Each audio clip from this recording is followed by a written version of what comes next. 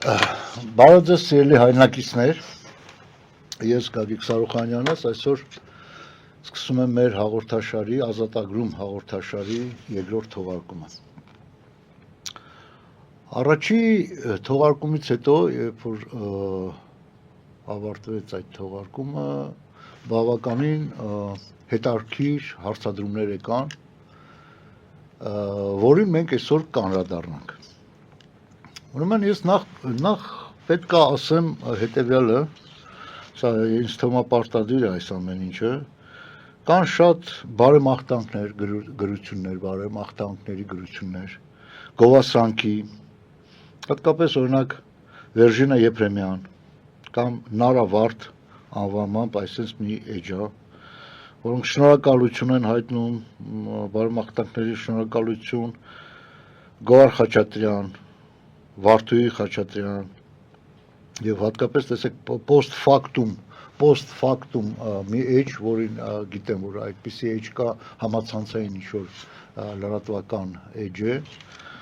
որը գրում է շնորհակալություն, անչափ հուզում են ձեր ձեռքբերումները մեր երկրի համար նոր դրական հնարավորությունների գտնելու հարցում։ Տեսեք, ես հատկապես կանրադառնամ այս post factum-ի գրարմանը, ինչի համար, ես գիտեմ, որ դուք բավականին լավ եք, ինչու՞ չէ, նաև դուք կարող եք կապնվել ինձ հետ եւ ձեզ հետ եւս մեկ հարցազրույց կամ ինչ-որ որևէ ձեզ հետաքրքրող հարցերի շուրջ մենք զրուցենք։ Դա այդպես Արաքսի անունով մի աղջիկ շնորհակալություն է հայտնում, Աղասի Գոգայան շնորհակալություն եւ համարում եմ, որ շատ ճիշտ մեկնաբանություններ եմ անում եւ բազմաթիվ նման հարցադրումներ, բազմաթիվ եւ մենք այսօր կանրադառնանք այս հարցադրումների որոշակի, ուրեմն դուրս բերում եմ արել ես հիմնականում մարդկանց այս գրառումներից ուզում է նաեւ Գյումրիում անցած ընտրություններին մենք կանրադառնանք դրան եւ վերջերս արցախցիների հավաքի մասին էր խոսքը, որ ուզում են մեկնաբանություն լսեն։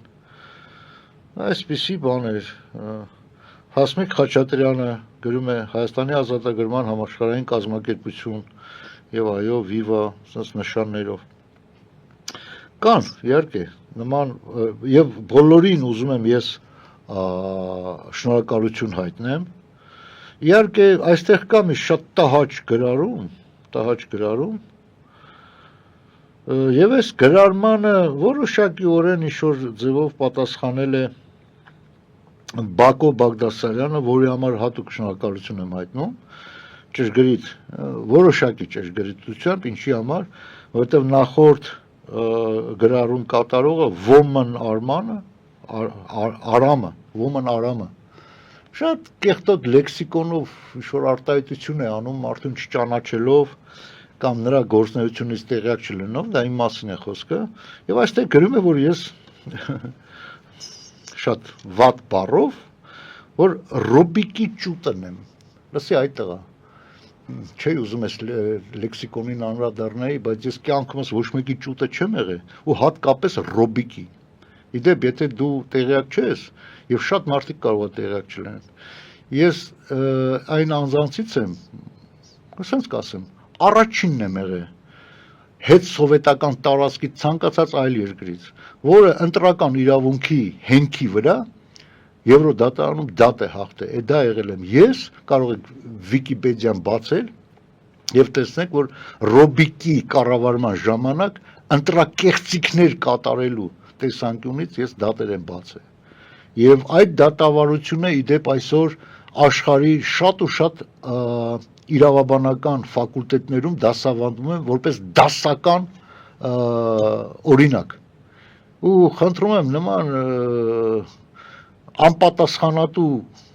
անպատասխանատու հայտարարություններ մի արեք, թե չէ ճիշտն ասած կփոշմանեմ, որ Վարդան Ղուկասյանին չեմ շատ լսե նրա համար, որ հայրախառն արտահայտություններ էր անում, ստիպված կլեմ ես փոշմանեմ իմ որոշումից եւ անդրադառնամ այս նույն ձևի արտահայտություններին։ Ինչևից է, եկեք դե ավելի բուն իմաստին անդրադառնանք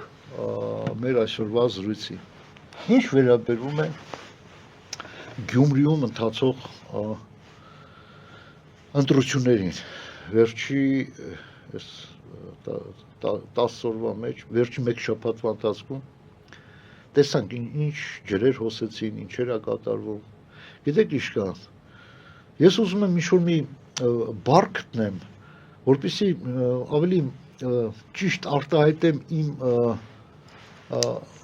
զգացմունքները այդ ընտրությունների վերաբերյալ, այսպես ճակերտներում անունը դնենք ընտրություն։ Ասեմ խեղկատակություն, այո, կա, իհարկե խեղկատակություն էլ կար։ Ասեմ անտերություն, ցածրամակարդակություն, դա էլ ամբողջապես չի արտահայտի այն զգացմունքը,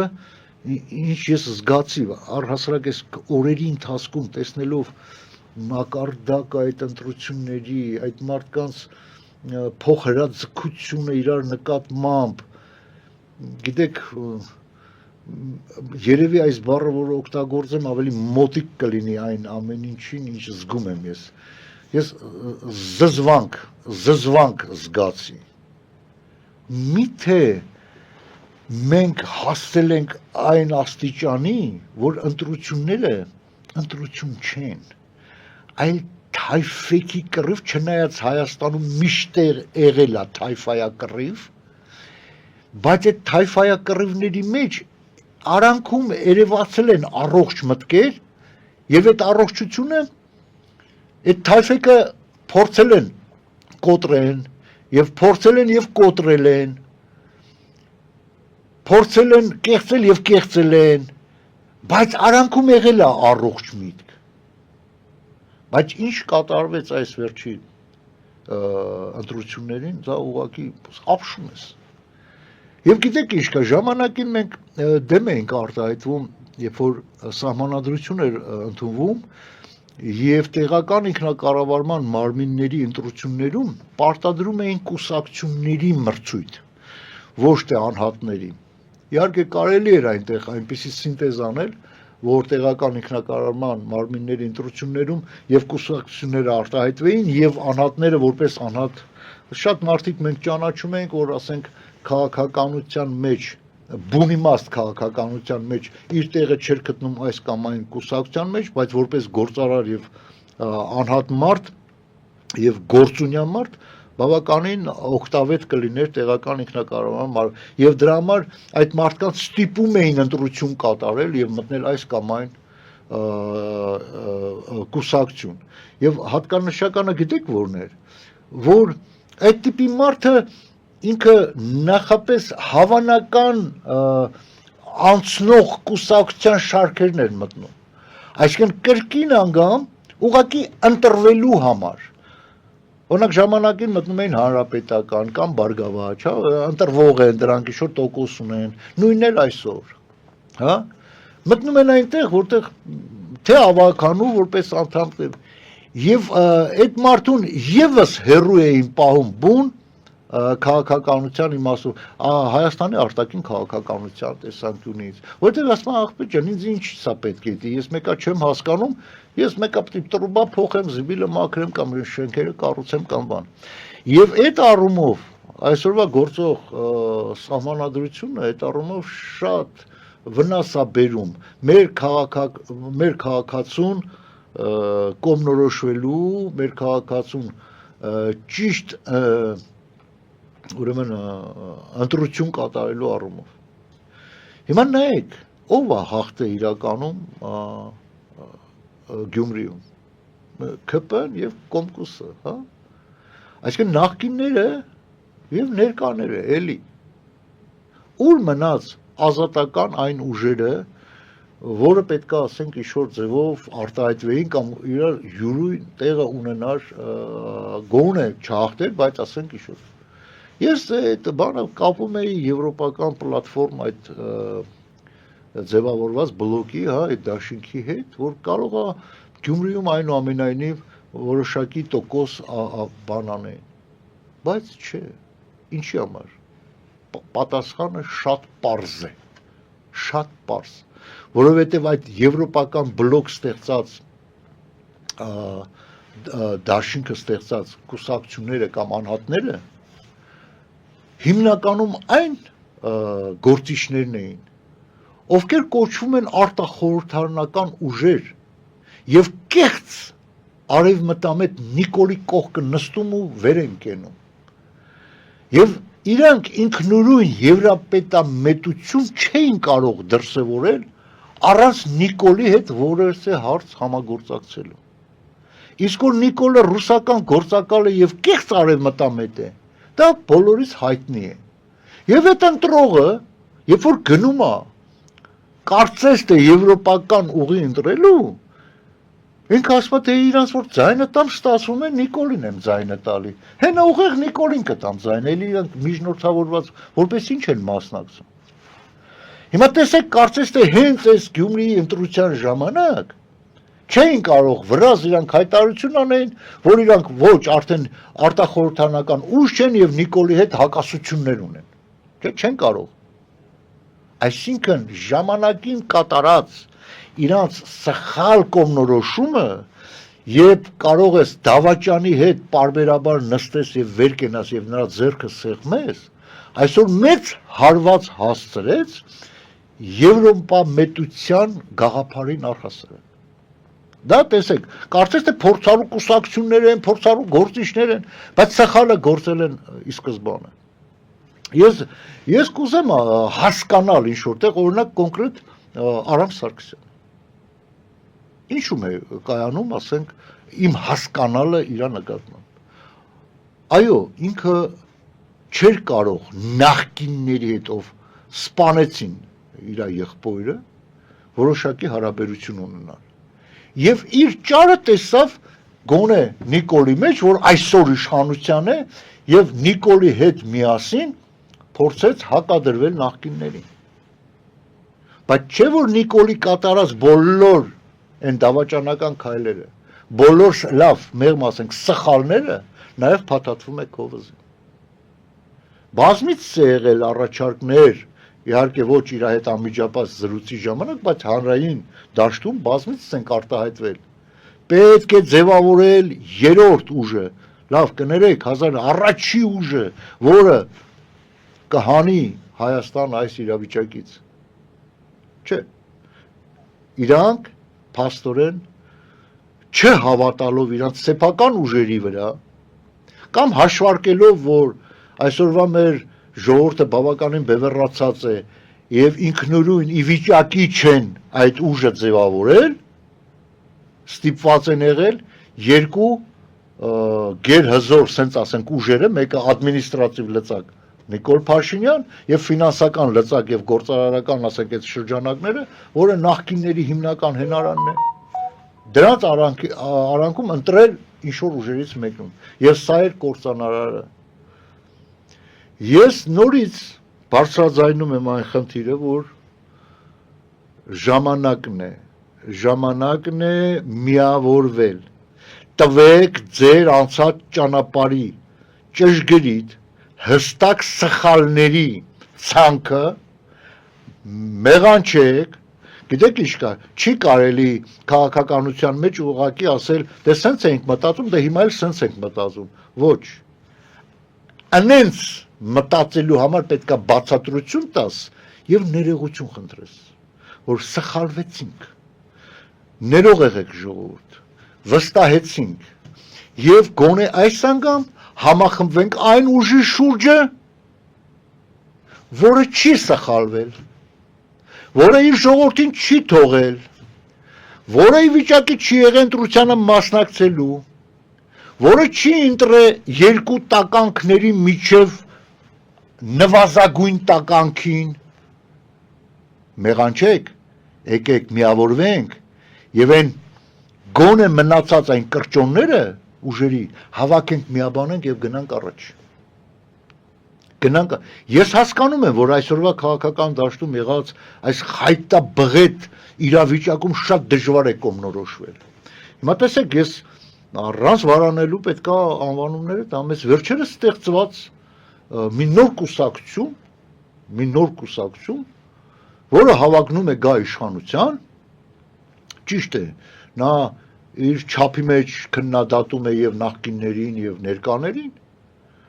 բայց գիտեք ինչ կա, մի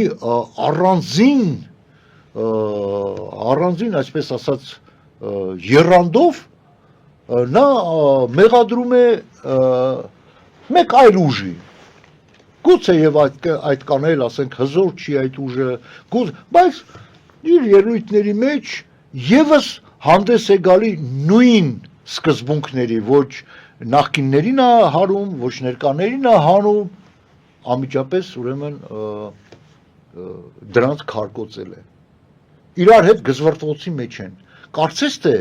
միաբանվելու ընդհանուր պլատֆորմ չունեն եւ կոչ է անում, այս ինչ անձին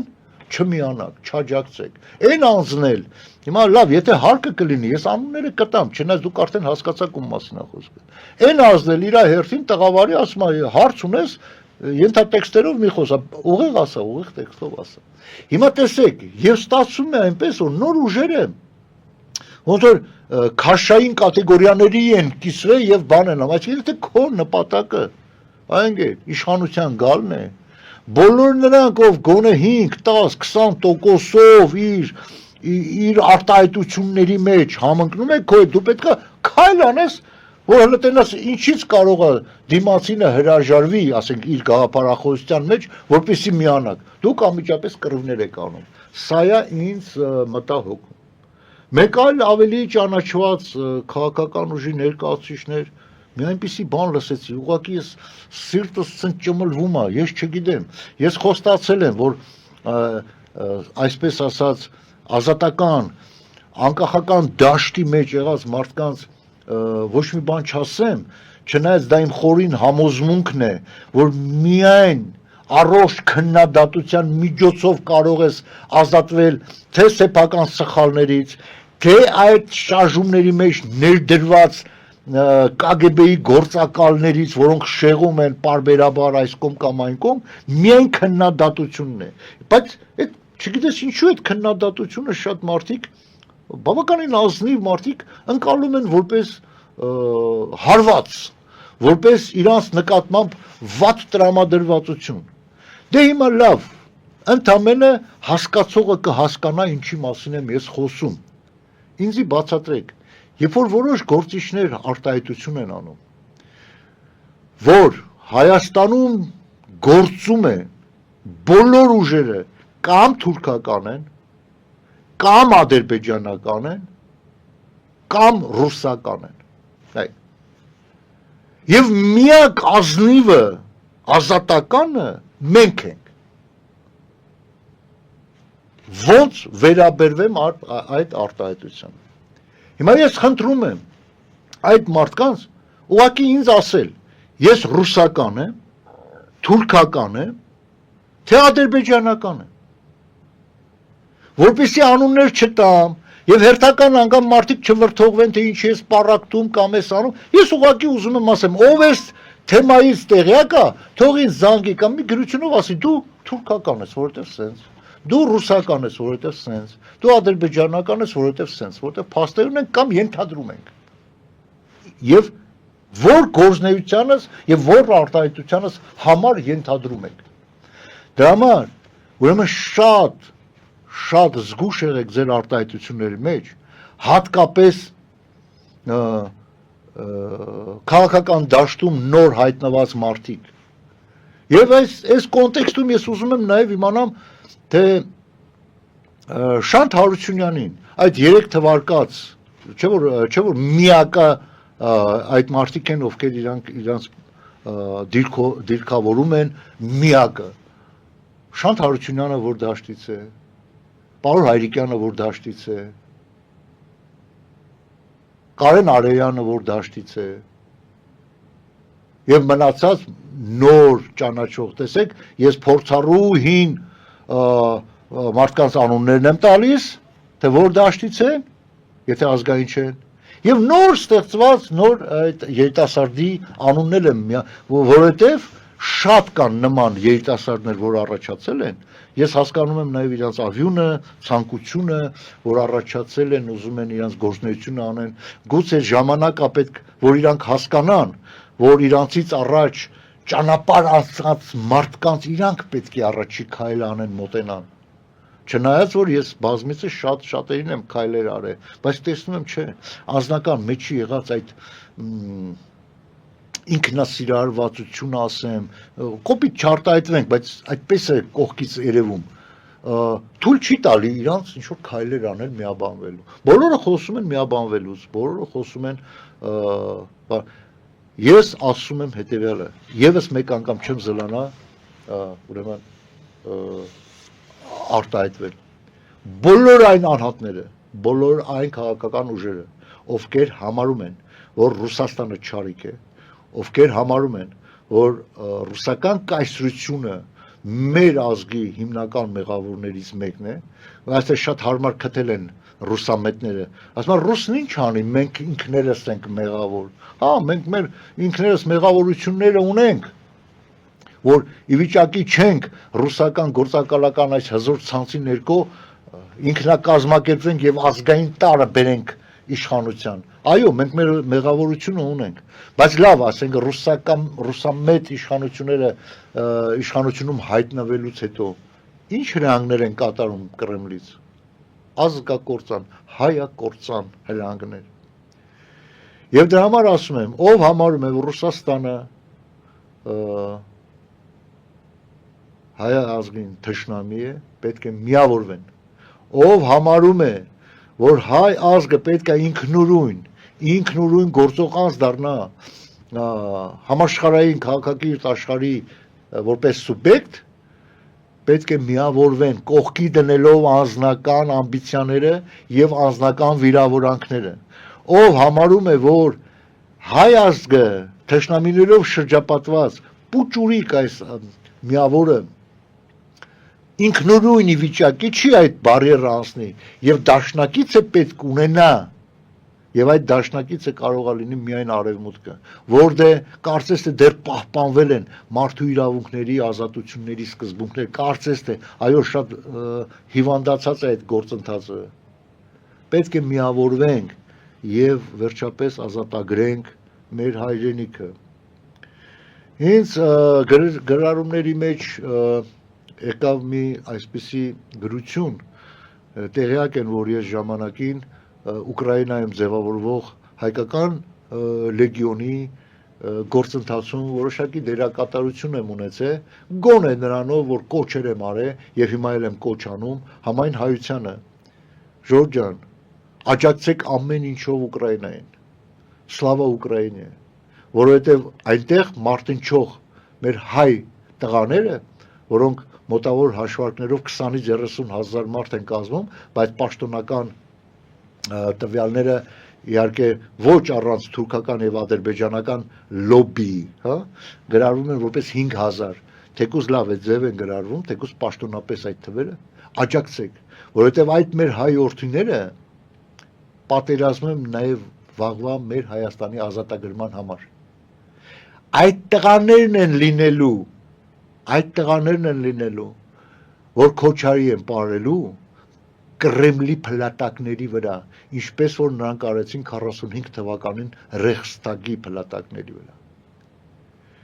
Եվ չկարծեք, որ Հայաստանից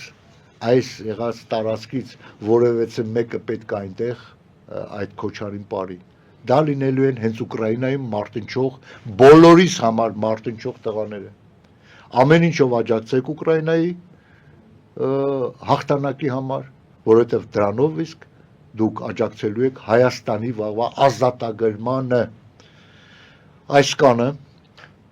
այս խոսքս ես ավարտում եմ այս սրանով, մինչ հանդիպում։